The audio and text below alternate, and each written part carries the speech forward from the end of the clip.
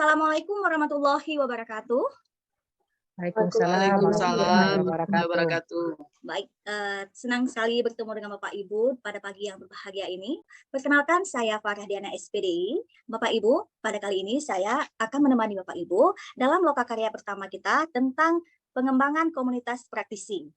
Nah, sebelum kita memulai kegiatan kita selanjutnya, alangkah baiknya kita berdoa kepada Allah Subhanahu wa taala agar kegiatan kita nantinya bisa berjalan dengan lancar. Berdoa dimulai. Selesai.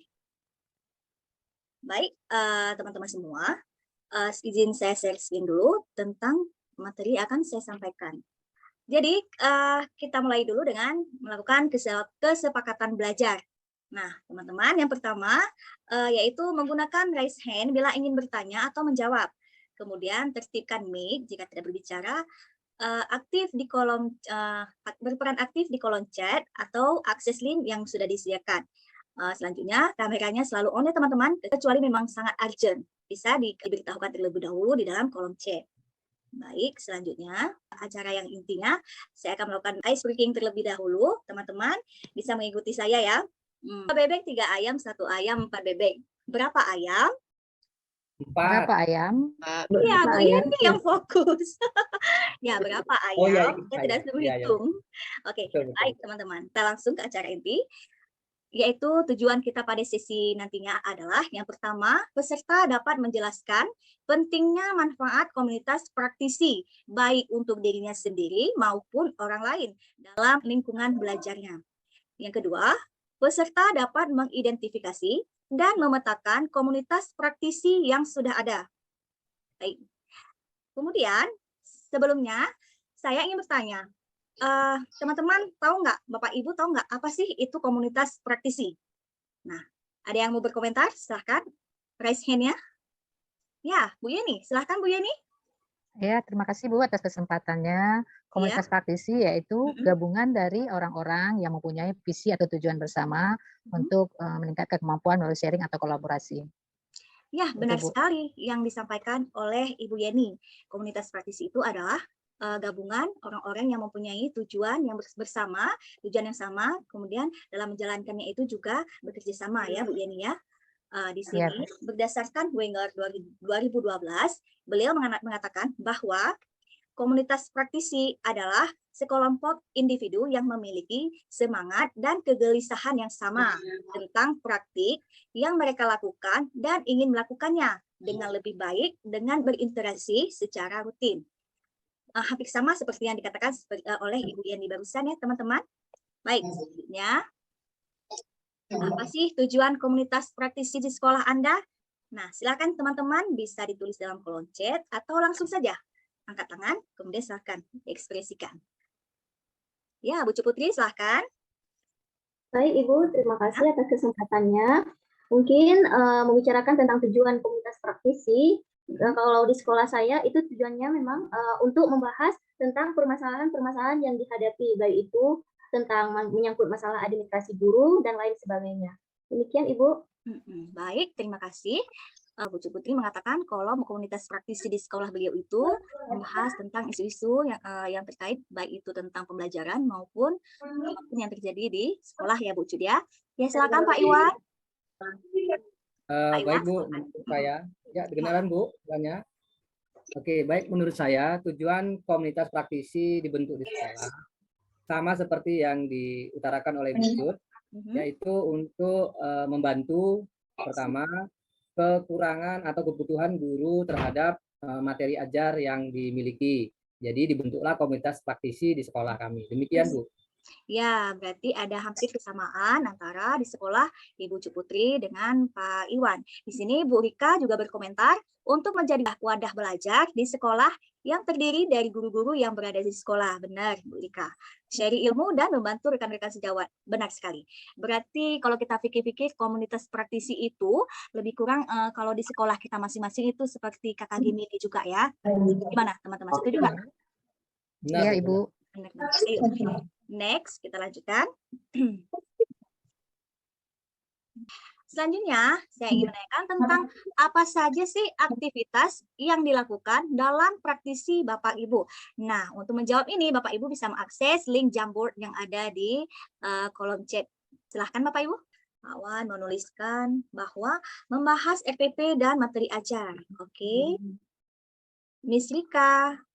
Miss Rika mengatakan berbagi dan berdiskusi terkait update informasi di bidang pendidikan. Iya. Kalau Pak Wan lebih khusus, Bu Rika lebih umum. Berbagi dan menyelesaikan permasalahan yang dihadapi. Ya, hampir sama dengan Miss Rika. Saya di kolom chat, Bu. Boleh saya bacakan? Bu Yani, sharing ilmu aktivitas membahas kegiatan-kegiatan yang akan dilakukan termasuk materi-materi yang akan dibahas. Baik, semuanya benar sekali. Saya mau mendengar penjelasan dari Pak Wan Afri dulu. Silakan Pak Wan. Kebetulan untuk beberapa tahun ini yang kami bahas masih di seputaran RPP dan bahan materi ajar, khusus untuk guru-guru fisika itu yang pertama, untuk guru-guru IPA. Mungkin nanti di beberapa kesempatan akan dicoba juga mengenai materi-materi yang baru seperti kata Bu Rika, seperti kurikulum merdeka atau PMM. Tapi kebetulan komunitas kita masih membahas di sekitaran RPP dan materi ajar. Demikian. Baik, tidak masalah. Semoga nanti ke depannya lebih berkembang lagi ya Pak ya, dengan materi-materi ajar yang lainnya. Kemudian Ibu Cut, kira permasalahan seperti apa yang dibahas? Baik Ibu, terkait dengan aktivitas di komunitas sekolah saya, yang pertama kami berbagi dulu nih masalah dengan rekan guru. Apa sih permasalahan yang dihadapi oleh para guru? Kemudian kami duduk bersama untuk merembuk kembali, mengatur strategi bagaimana sih proses selanjutnya agar permasalahan itu bisa kita cari solusinya. Mungkin ada guru yang kesulitan dalam membuat RPP. Nah, di dalam KKG mini kami membahas tentang struktur bagaimana kerangka dalam membuat RPP. Begitu juga tentang permasalahan lainnya, misalnya dengan anak yang bandel, bagaimana sih mengatasi masalah anak yang seperti itu. Mungkin untuk tahap awalnya seperti itu, Bu, yang sudah saya terapkan di komunitas saya. Baik, bagus. Semoga bisa dipertahankan dan ditingkatkan lagi ya, Bu Cud ya. Baik, teman-teman, kita lanjut ke materi kita berikutnya.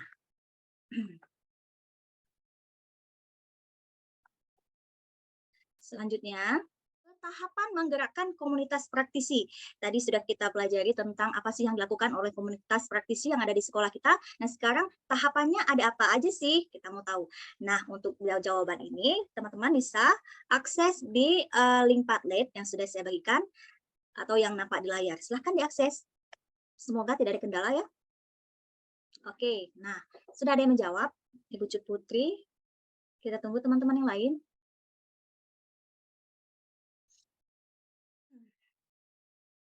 Miss Rika, oke.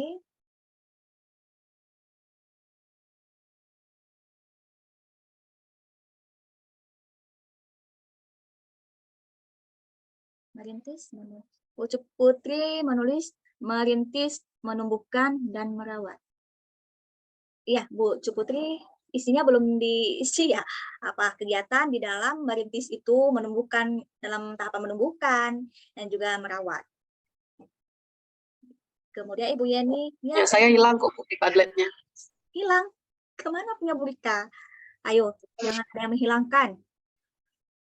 Bahaya ini. Mungkin bisa Saya di kolom chat aja ya, Bu. Boleh, boleh. Pak Iwan mencari guru-guru yang sepermasalahan. Oke. Bu Rika menulis merintis, yaitu mendiskusikan visi dan misi.